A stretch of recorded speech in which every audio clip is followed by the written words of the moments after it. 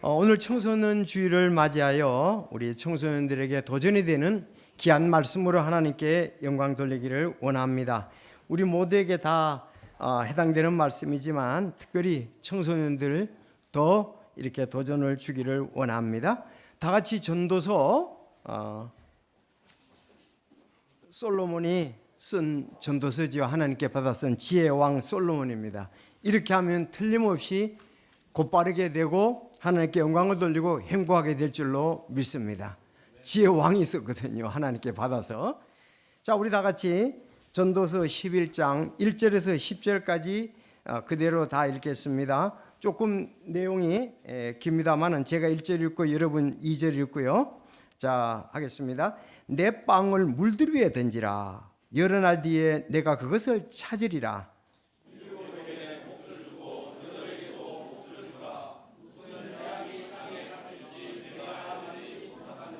구름들이 비록 가득하면 땅에 쏟아져 스스로를 비우며 나무가 남쪽이나 북쪽으로 쓰러지면 그 나무가 쓰러지는 곳 거기에 그것이 있으리라.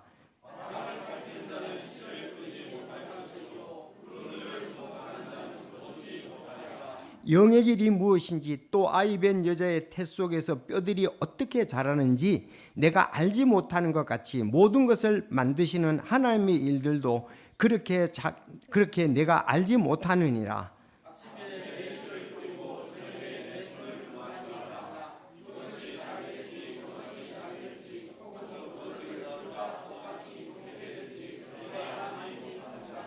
진실로 빛은 달콤한 것이요 눈으로 해를 바라보는 것은 즐거운 일이니라.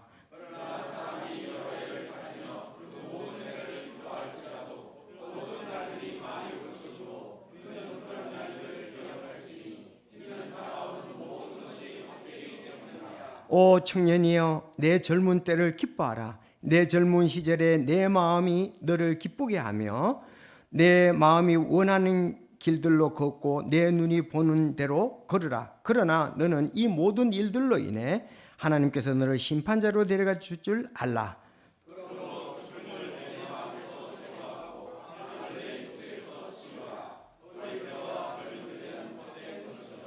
아멘. 기도하겠습니다. 하나님 아버지 감사합니다. 오늘 또 귀한 하나님을 사랑하는 귀한 성도들 한 자리에 모여서 영과 진리로 예배드리게 해주시니 감사합니다. 우리가 땅만 바라보는 것이 아니라 위를 바라보며 또 믿음으로 걸어가는 저희 모두들이 되게 하여 주시옵소서.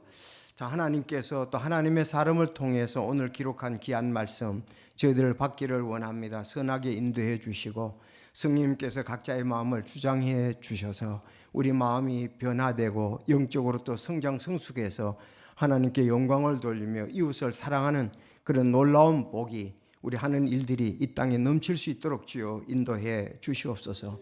우리 청소년들 많이 하나님께서 격려해 주시고 또 조전되게 해 주시며 청소년 때 곧바른 길 계속 갈 수 있도록 도와주시기를 간절히 바랍니다. 이 땅을 바라볼 때에 저희들 낭망하고 어렵고 힘든 일이 많지만 주님의 말씀을 바라볼 때 희망이 있는 줄로 믿습니다. 선하신 주님 앞에 정말 자기 갈 길을 바라보고 또 지혜를 얻으며 걸어가는 우리 모든 청소년들 되게 하여 주시옵소서. 또 오늘 슬픔을 당한 가족 위로해 주시고 하나님 앞에 소망이 있음으로 인해서 감사를 드립니다. 우리 모두 또 서로 위로하고 격려하고 우리도 위를 바라보며 승리하는 생활 하게 하여 주시옵소서. 오늘 아직 참 예수님을 구주로 영접지 못한 영혼이 있으면 예수님을 구주로 영접하는 놀라운 시간이 되게 하여 주시옵소서. 우리가 내일 일을 자랑할 수 없는데 하루 동안에 무슨 일이 날지 우리가 알 수가 없습니다. 참으로 우리의 구세주신 예수님을 우리 죄를 고백하고 영접하게 하여 주시고 또 기쁨으로 아버지께 영광을 돌리며 살아가는 저희들 다 되게 하옵소서. 오늘 말씀 복되게 인도해 주시기를 간절히 바라오며 예수님의 이름으로 기도드리옵나이다. 아멘. 자, 오늘 우리 전도서 11장 1절에서 10절까지 말씀을 보았습니다. 오늘 제목은 청년의 때 가치 있는 삶, 청년의 때 가치가 있는 삶, 이런 제목으로 세 가지를 말씀을 드리겠습니다. 하나님 말씀 우리가 잘 보면 이게 비유적으로 했고 문학적으로 이렇게 했기 때문에 약간의 어려운 면이 있습니다. 이스라엘 백성들은 이런 그 비유라든가 이런 걸 통해서 진리를 잘 드러내는 그런 일들을 하는 그 사람들입니다. 그래서 그런데 간단히 말하면 1절에서 3절까지는 남에게 베푸는 삶을 살라 이 뜻입니다. 남에게 베푸는 삶을 살라. 두 번째는 4절에서 6절까지 최선을 다하는 삶을 살라. 세 번째는 하나님을 기억하는 삶을 살라. 이 7절에서 10절까지 말씀입니다. 여러분 도전이 되고 너무 아름답지 않습니까? 우리가 남에게 베푸는 삶, 그리고 지금 내가 하는 일에서 최선을 다하는 삶, 그리고 하나님을 기억하는 사람, 하나님께 갈 것을 우리가 고대하면서 우리 그리스도인들은 이런 믿음의 삶을 살아야 된다는 것입니다. 자, 성경에 보면은 여러분 아브라함과 그의 조카에 대해서 나오지요. 아브라함과 롯. 아브라함과 그의 조카 롯의 차이는 그들의 가치관에 있었습니다. 아브라함은 이 세상 삶이 저 본향, 즉 하늘나라로 가는 여행길에 불과하다고 생각을 했습니다. 반면 롯은 소돔 땅에 대한 욕심이 있었고 도시의 향락을 쫓았으며 악한 세상과 타협을 하며 살았습니다. 그래서 하나님의 말씀을 보면 아브라함은 의로운 자로서 나그네의 삶을 살았다고 말씀합니다. 히브리서 11장 9절에서 11절 말씀에 보면 믿음으로 그는 낯선 나라에 체류하는 것 같이 약속의 땅에 체류하였고 자기와 함께 동일한 약속의 상속자가 된 이삭과 야곱과 함께 장막들에 거하였으니 이는 그가 기초들인 한 도시를 바랐기 때문이라. 그것의 건축자와 만드신 분은 하나님이시니라. 자, 16절에 이제는 그들이 더 좋은 본향을 사모하니 곧 하늘의 본향이라. 그누가 하나님께서도 그들의 하나님이라 불리는 것을 부끄러워하지 아니하시나니 이는 그분께서 그들을 위해 한 도시를 예비하셨기 때문이라.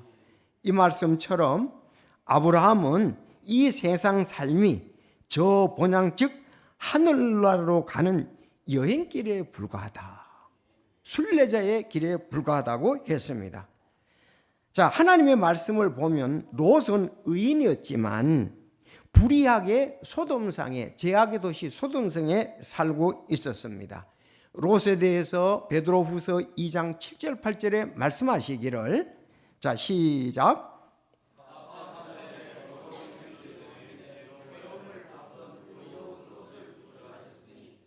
이는 저 의로운 사람이 그들 가운데 거하면서 보고 들음으로써 그들의 불법 행위들로 인해 날마다 자기의 의로운 혼을 괴롭게 하였기 때문이라.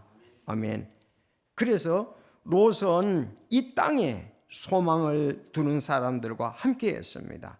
그래서 땅에 대한 욕심이 있었고 향락을 쫓았으며 악한 세상과 타협을 하면서 살았던 것을, 그래서 의로운 심령을 상하게 했다, 이렇게 말씀을 하고 있습니다.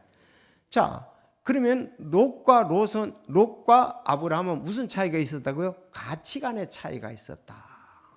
여러분, 우리는 분명히 나그네 구원받은 사람은 이 땅의 삶이 나그네와 순례자의 삶입니다. 우리는 본향을 사모하면서 살아갑니다. 그것의 모범이 누구냐? 아브라함입니다. 아브라함은 아들 이삭과 야곱과 함께 장막에 살았고 저 거룩한 도시를 사모하면서, 천국을 사모하면서 살았습니다. 그래서 약속된 한 도시를 하나님께서 예배하셨는데 더 좋은 본향을 사모하는데 하늘의 본향을 사모하면서 살았습니다. 그래서 오늘날도 동일하게 하나님께서 우리에게 주시는 말씀은 요한 1서 2장 15절에서 17절 말씀입니다. 시작. 세상이나 세상에 있던 것을 사랑하지 말라.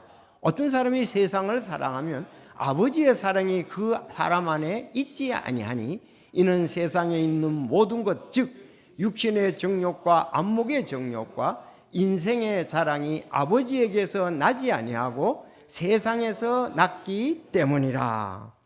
그래서 이 세상이나 세상에 있는 것들을 사랑하지 말라. 세상을 사랑하면 하나님의 사랑이 그 사람 안에 거하지 않는다, 그래 말했습니다. 또 이 땅에 있는 것은 육신의 정욕과 안목의 정욕과 인생의 자랑이니 아버지에게서 나지 아니하고 세상에서 났다. 그러면서 17절에 보면 시작, 세상의 그것의 정욕도 사라지나 하나님의 뜻을 행하는 자는 영원토록 거하느니라. 아멘.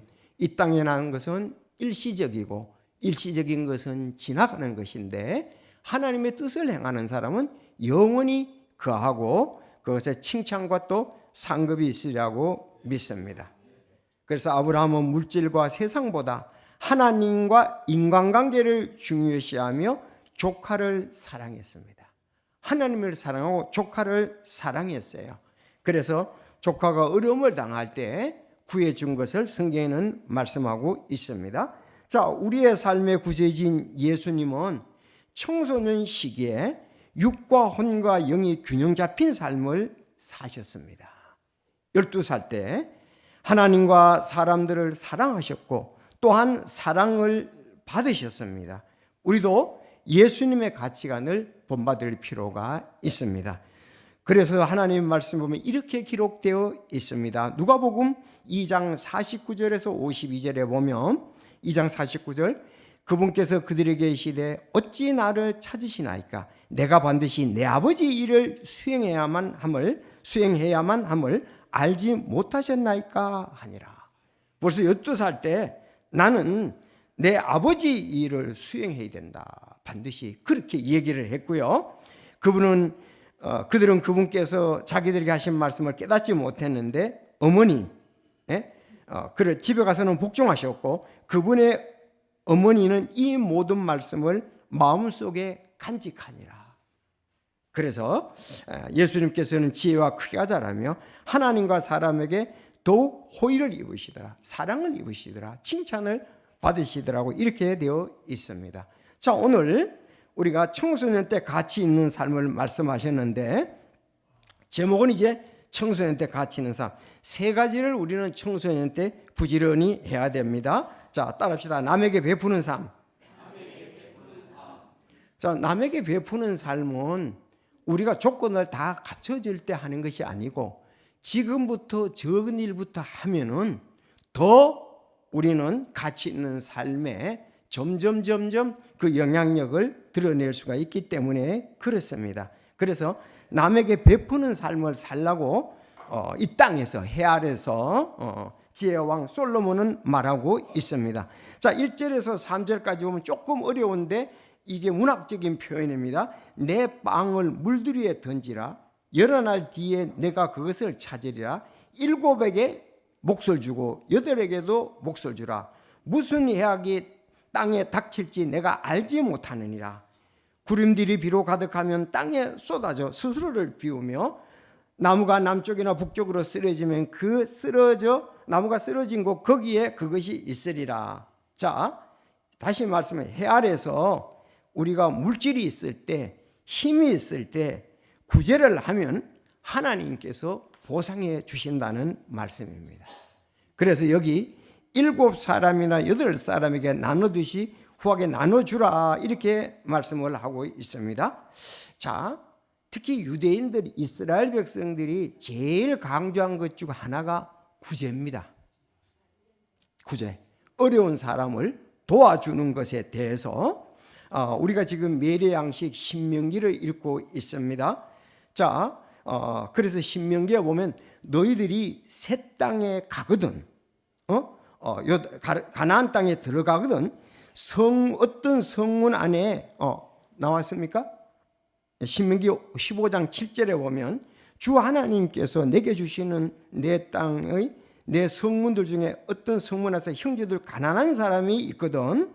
너희는 마음을 강팍하게 하지 말고 내 가난한 형제들부터 내 손을 접지 말며 그들에게 내 손을 넓게 펼치며 그가 원하는 것을 그의 필요를 위해 반드시 넉넉히 구워 줄지니라.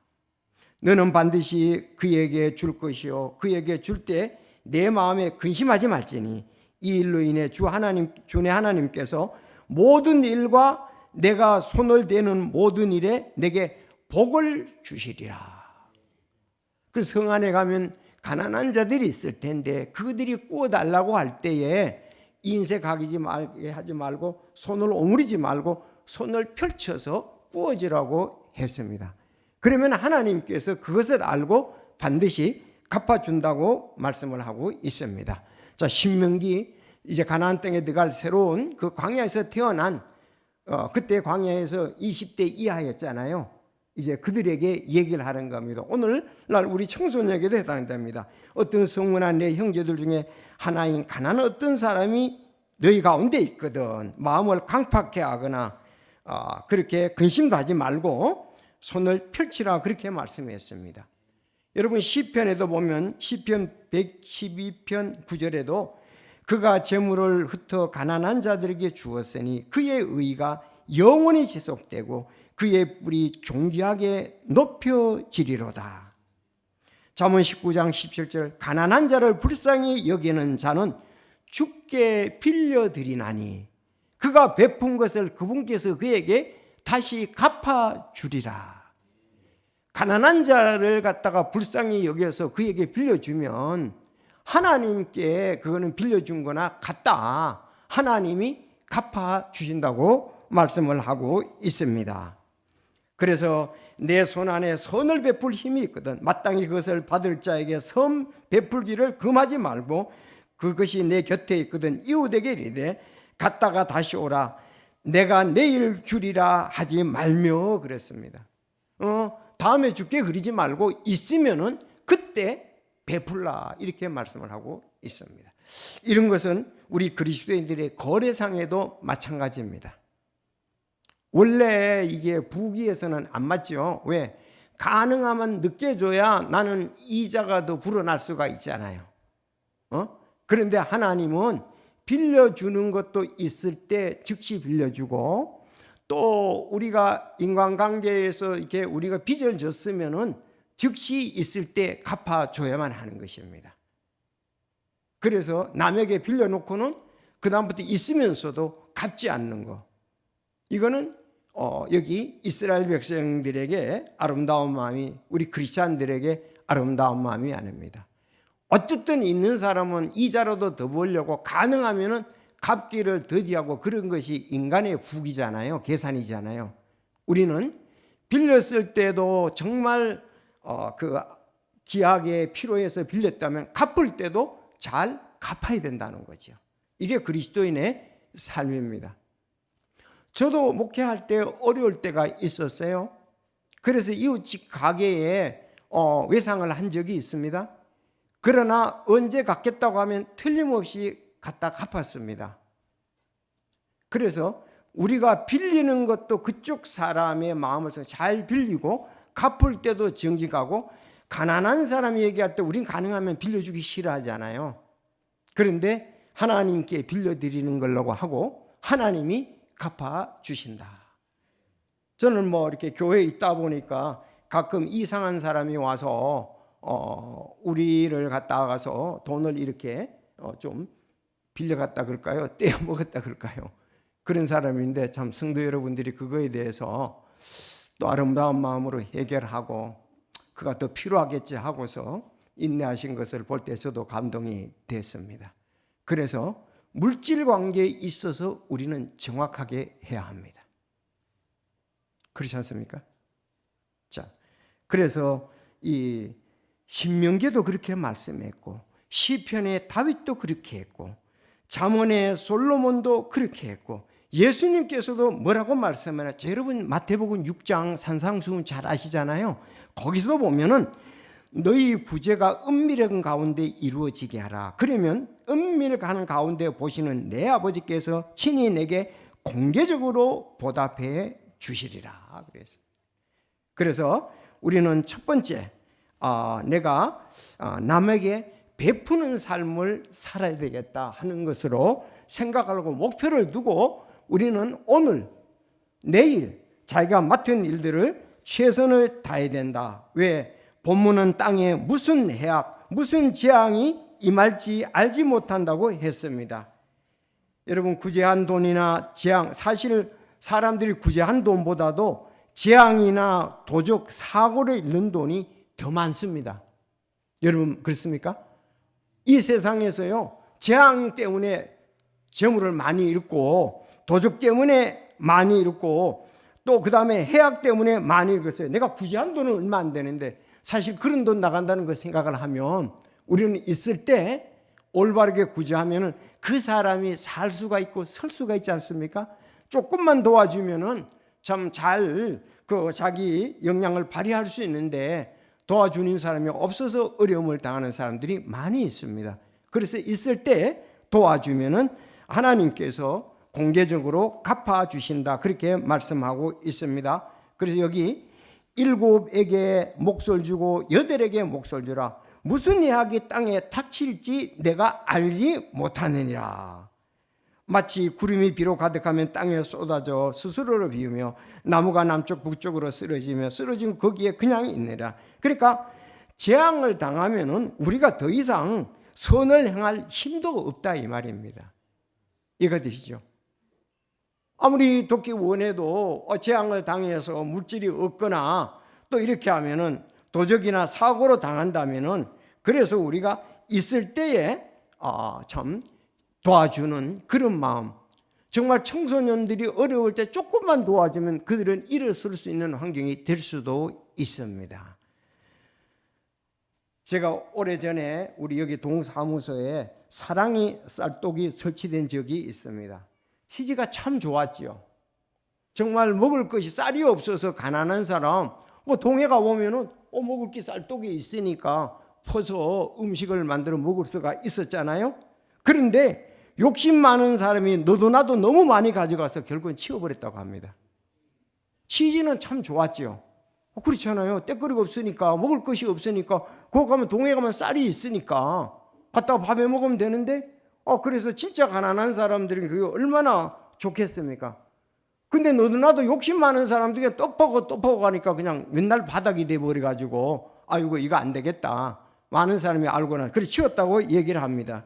여러분, 우리가 소득이 있을 때 우리도 이와 같이 구제헌금은 항상 교회에 준비되어야 될 것입니다. 왜?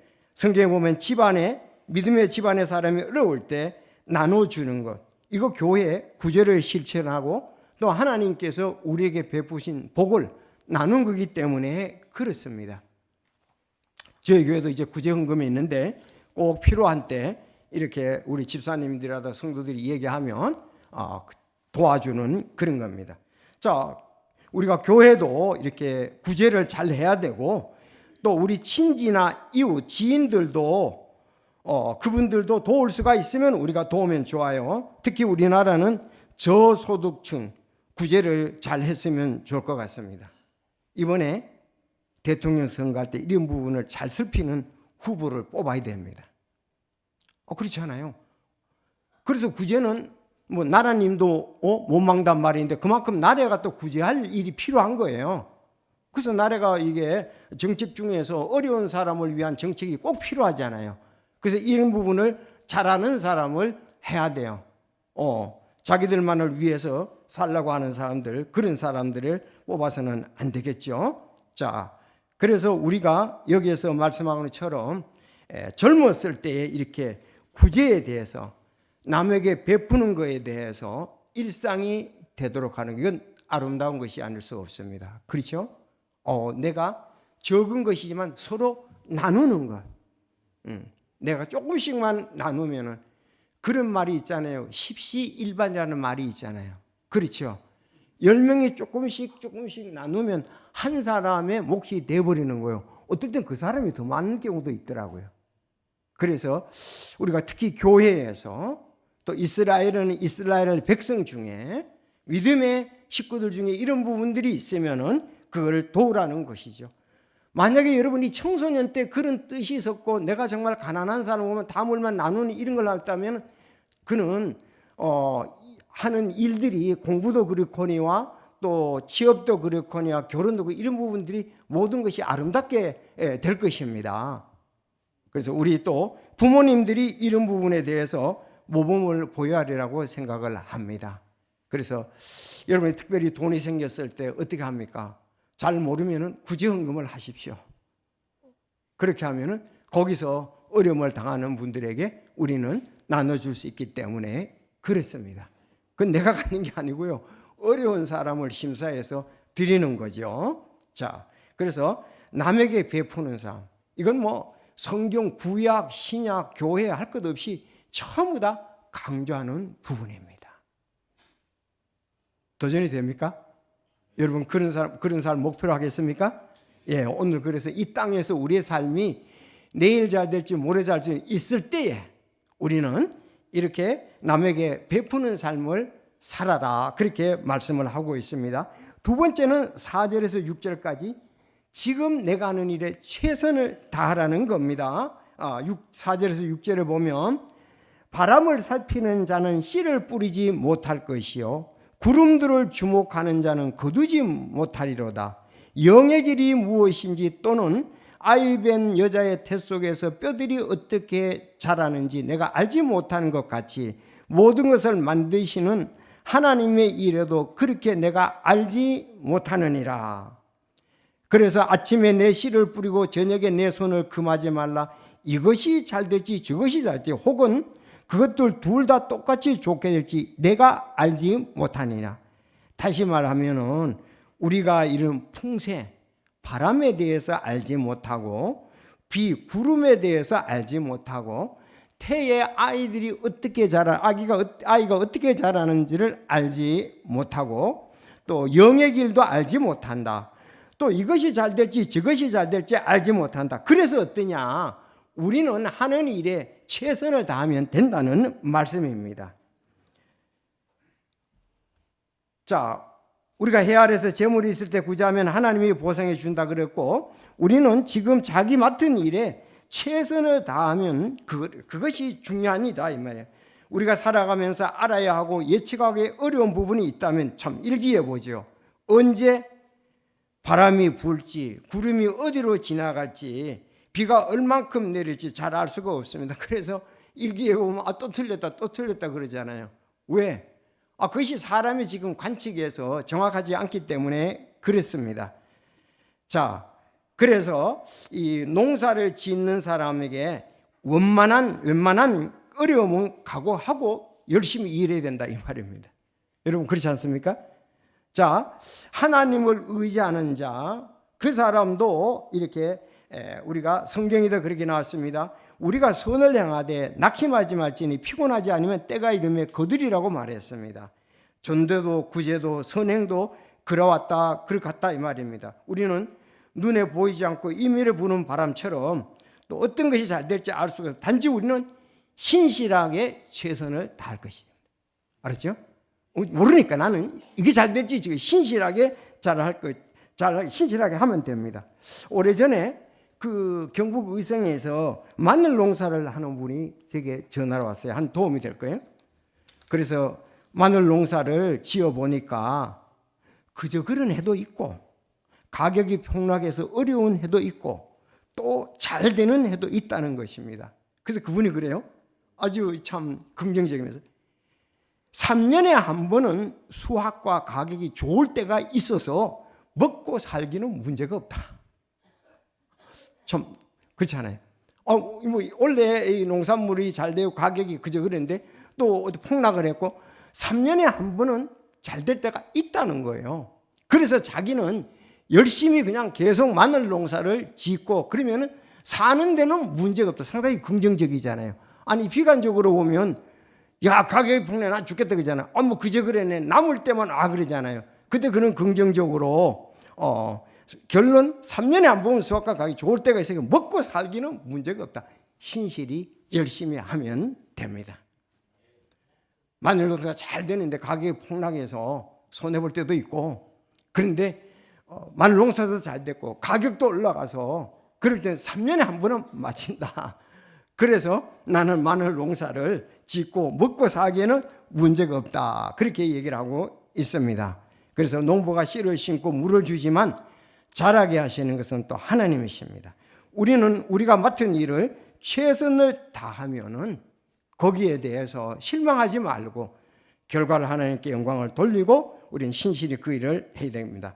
우리 청년의 때 어렵고 힘들 때 낙심하지 말고 지혜롭고 성실하게 하면 좋은 열매가 분명히 있을 것입니다. 엊그제 금요일 날 KBS의 그 10시에 이런 내용이 나와 있습니다. KBS 1TV에 대한민국 청년 100명 중 5명은 고립 은둔 상태에 놓여 있다. 마음에 빗장을 걸고 웅크린 사람들, 방 안에서 나올 수 없는 이유는 다양했지만 그들 마음속에는 공통적으로 좌절과 불안이 무겁게 자리 잡고 있었다. 삶이라는 긴 항해에서 난침판을 잃은 채로 포류하는 사람들의 이야기를 추적 60분이 기록했다. 이들은 어떤 모습으로 살고 있을까? 그들은 왜 세상 밖으로 나올 수 없었나?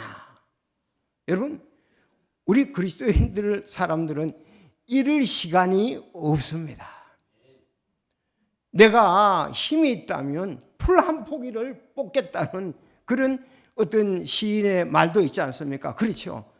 내가 건강한다면 그냥 우이도시 가는 게 아니고 풀 한 포기라도 뽑겠다는 그렇잖아요. 우리가 나가면은 비록 조금 어려워서 그렇지 먹고 사는 것은 할 수가 있습니다. 그래서 청년들이 취업이 어렵고 또 결혼은 더 어렵다고 합니다. 그러나 내가 실제로 살아보니까 그래요. 그 일이 좀 힘들지만 경쟁에서 조금 힘들고 편안한 걸 요구해서 그렇지 좀 힘들지만 그 일을 열심히 하면은 그는 그 일에 대해서 틀림없이 사람들로부터 인정을 받고 또 자기 하는 것에 대해서 대가에 대한 그 보답을 받게 되어 있습니다. 여러분 살아보니까 안 그렇던가요? 저도 뭐 여러 가지 일들을 알바도 해보고 했었지만은 사실 거기 가서 신실히 일하니까 그 사람들이 인정을 해 주더라고요. 술 먹고 결근하고 또 뭐 노상 지각하고 이렇게 하니까 그 이제 찍히는 거죠. 그러나 내가 정상적인 힘을 가지고 최선을 다해서 출근하고 퇴근하고 그 일을 열심히 하면은 직장에서 알아주더라고요. 인정을 받게 되더라고요. 그런데 이런저런 사유 때문에 지각을 하고 결근을 하고 또 있더라도 열심히 안 하니까 그야말로 그 사람은 찍히는 거죠. 그래서 여러분 청년의 때 무엇이든지 솔직히 열심히 하면 인정을 받게 되어 있습니다. 저도 그런 경우를 갖고 그런 경우의 사람들을 저는 많이 보았습니다.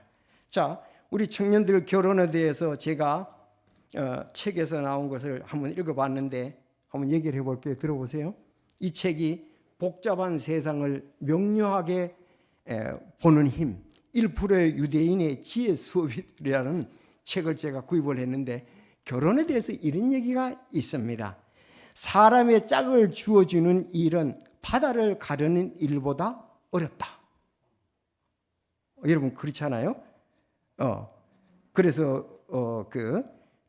러시아 속담에도 있잖아요. 전쟁에 나갈 때는 한 번 기도하고 바다에 나갈 때는 두 번 기도 다 아는 거지만 결혼할 때는 세 번 기도하는 러시아 속담이 있잖아요.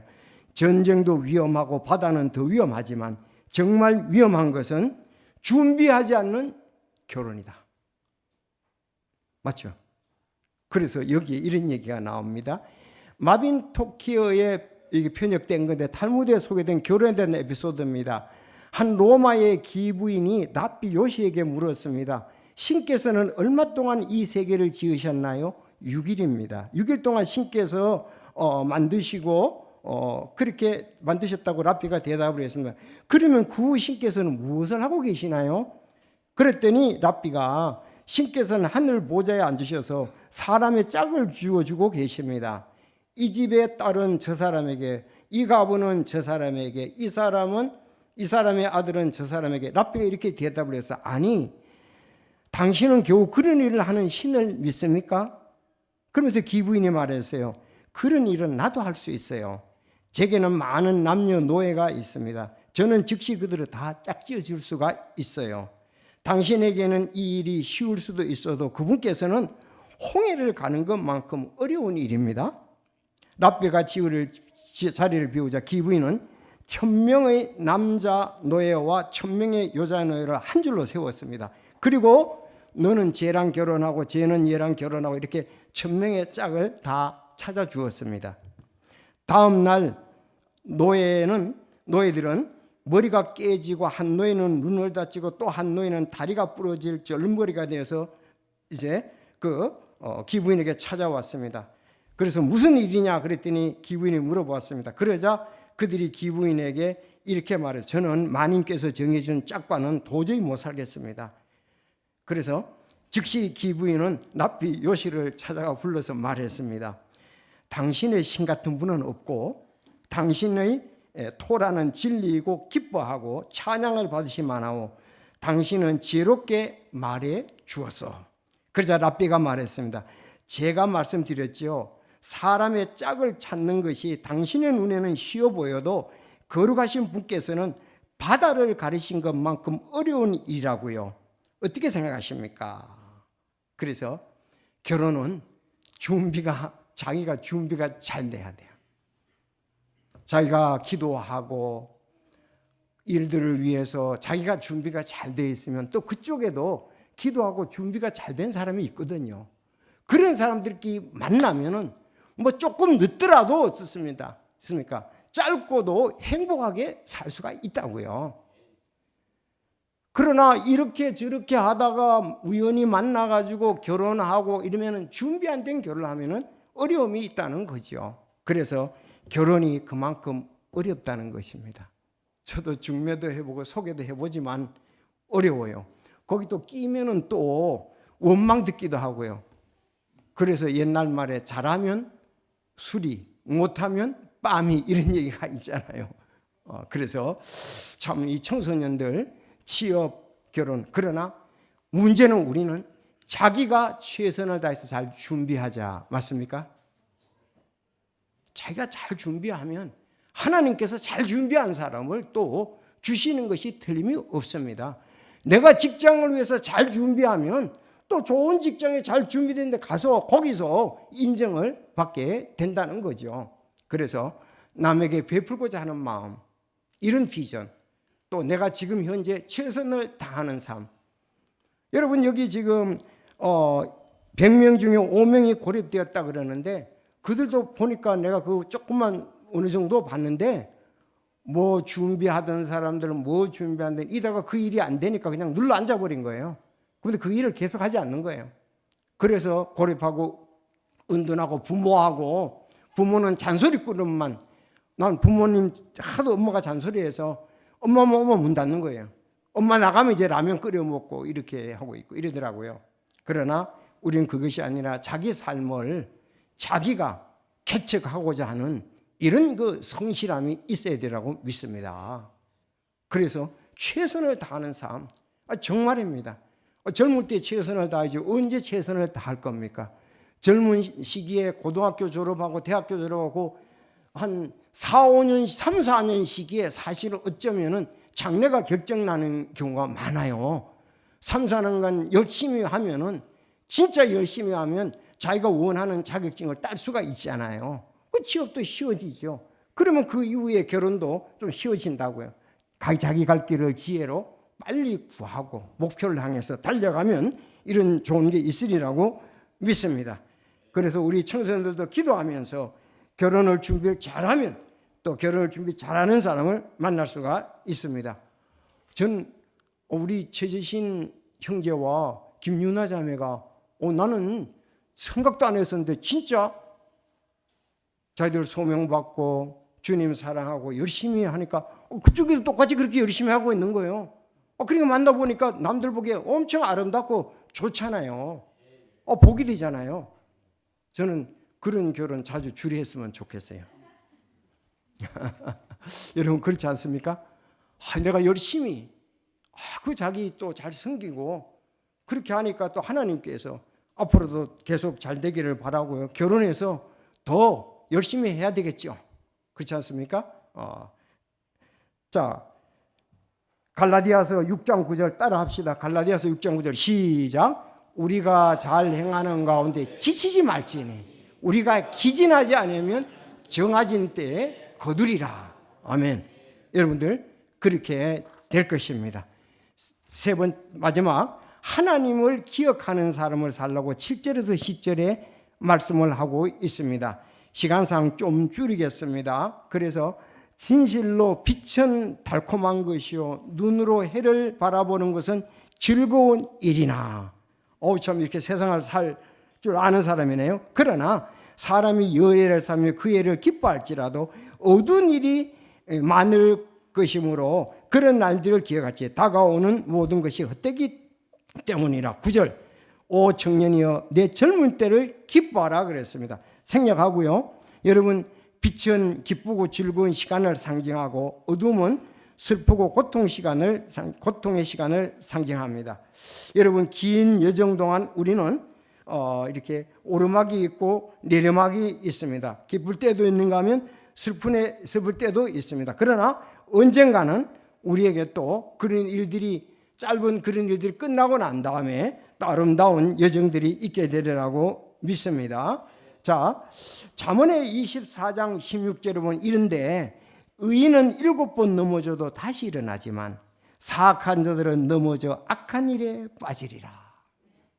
의인은 7번 넘어져도 다시 7전 8기입니까?